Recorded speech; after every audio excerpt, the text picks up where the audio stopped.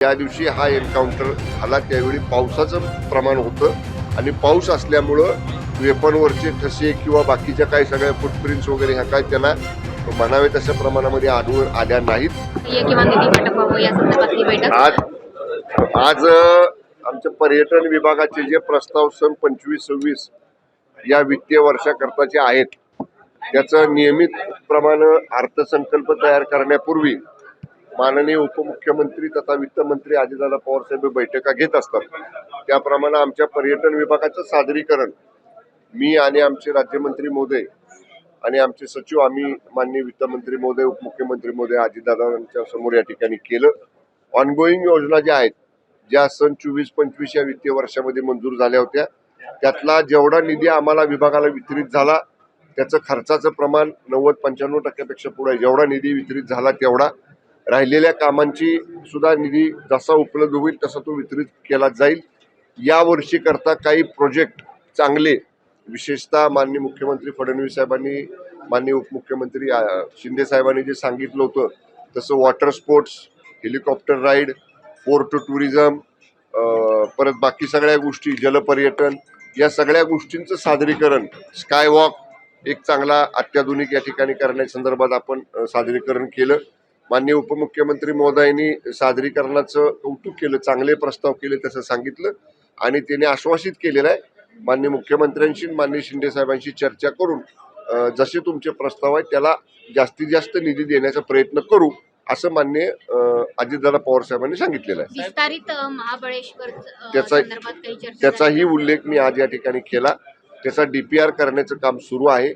माननीय अजितदादा पवार साहेबांनी मी सांगितलं की माननीय शिंदे साहेबांनी MSRDCला DPR तयार करण्याचं काम दिलेलं आहे। ते DPR तयार करण्याचं काम जवळपास अंतिम टप्प्यामध्ये आहे। त्याच्यामध्ये सजेशन्स ऑब्जेक्शन्स जवळपासच्या गावातल्या लोकांची मागवलेली आहेत। 95% पेक्षा जास्त लोकांनी संमती दर्शवलेली आहे की त्याच्यामध्ये आम्हाला समाविष्ट करून घ्या म्हणून।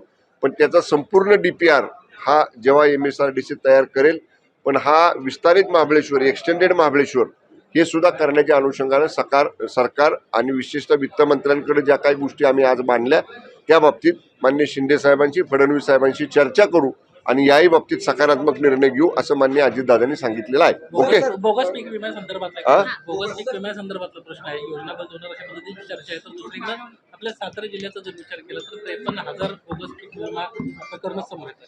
नाही, मला कल्पना नाही याची। मी साताऱ्यामध्ये परवा दिवशी जाणार आहे पण तत्पूर्वी मी जिल्हाधिकाऱ्यांच्या बरोबर बोलतो, अधीक्षक कृषी अधिकाऱ्यांच्या बरोबर बोलतो आणि जर काय अशा तक्रारी प्राप्त झाल्या असतील तर त्याची स्थानिक पातळीवर स्थानिक प्रशासनाकडून आपण चौकशी करू, चौकशीचा अहवाल मागू आणि जे कोणी ह्याच्यामध्ये समजा कोणी असं गैरप्रकार केला असेल, फसवणूक सरकारची केली असेल तर नक्की त्याच्यावरती कारवाई केली जाईल। पण ओडिशा सरकारने सुद्धा अशा प्रकारची 1 रुपयात पीक विमा योजना आणली आणि नंतर ती गैरव्यवहारामुळे गुंडाळली, तर त्याच धर्तीवरची शिफारस आता करण्यात आलेली आहे कृषी आयुक्तांच्या समितीनं।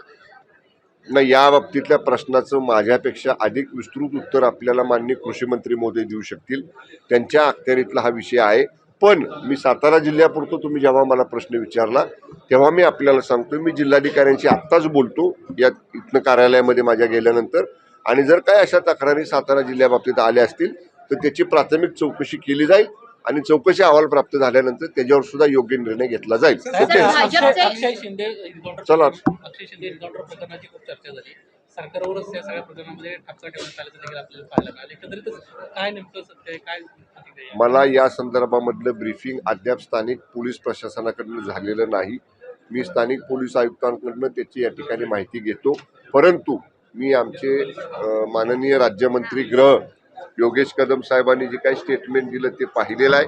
त्यांचं म्हणण्यात असं आलं की ज्या दिवशी हा एन्काउंटर झाला त्यावेळी पावसाचं प्रमाण होतं आणि पाऊस असल्यामुळं वेपनवरचे ठसे किंवा बाकीच्या काही सगळ्या फुटप्रिंट्स वगैरे ह्या काय त्यांना म्हणावे तशा प्रमाणामध्ये आढळून आल्या नाहीत। पण माननीय राज्यमंत्री गृह योगेश कदम साहेबांशी चर्चा मी करतो, ते अधिक विस्तृतपणाने या बाबतीत आपल्याशी बोलतील।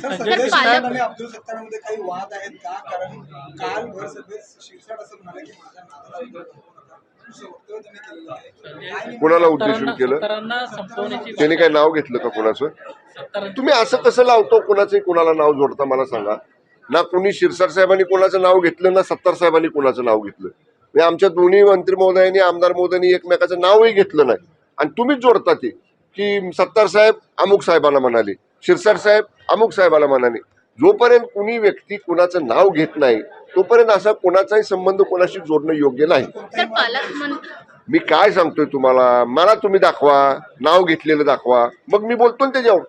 तुम्ही तर्क वितर्क लावता की सत्तार शेठ बोलले म्हणजे ते अमुक एकालाच उद्देशून बोलले, शिरसाट साहेब बोलले म्हणून ते अमुक एकालाच उद्देशून बोलले. असं बरोबर नाही हो.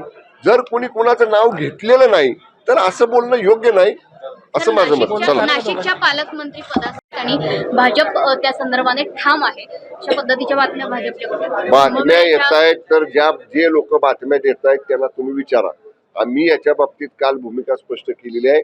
पालकमंत्री 2 जिल्ह्यांच्या संदर्भामध्ये जो विषय समोर आलेला आहे त्या बाबतीत माननीय मुख्यमंत्री देवेंद्रजी फडणवीस साहेब हे दावोस दौऱ्यावरनं आल्यानंतर ते शिंदे साहेबांशी, अजितदादा पवार साहेबांशी चर्चा करतील. हे 3 जण एकत्र बसतील आणि दोन्ही जिल्ह्यातला हा जो पालकमंत्री पदाचा विषय समोर आलेला आहे, फडणवीस साहेब परदेश दौऱ्यावरनं आल्यावर यातनं चर्चेतनं, सामंजस्यातनं, खेळीमेळीतनं यातनं मार्ग निघेल. धन्यवाद.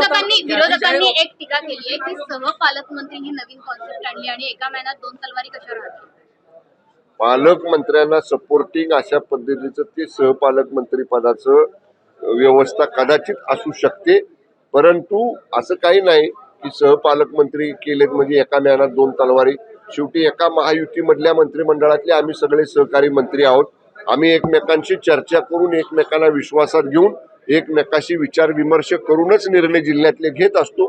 त्यामुळे जरी सहपालकमंत्री पालकमंत्र्यांच्या जोडीला या ठिकाणी दिले गेले असले तरी हँड इन हँड आम्ही सगळेजण एकत्र हातात हात घालून सामंजस्यानं महायुतीचा धर्म पाळून आमचं काम करू. धन्यवाद.